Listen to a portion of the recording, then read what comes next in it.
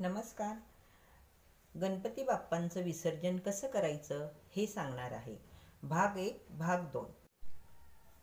एका मिनिटात सर्व सांगणं शक्य होणार नाही, म्हणून हा व्हिडिओ सुरुवातीला आपण आचमन केलं ते आता करायची गरज नाही.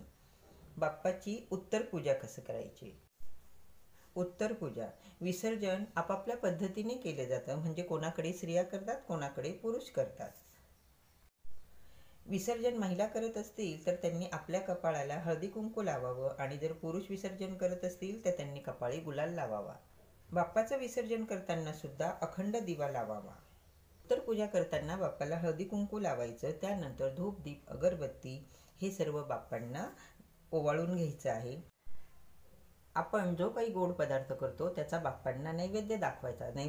व्हिडिओ आवडला तर लाईक करा, शेअर करा, आठवणीने चॅनल सबस्क्राईब करा. धन्यवाद. गणपती बाप्पा मोरया. मंगलमूर्ती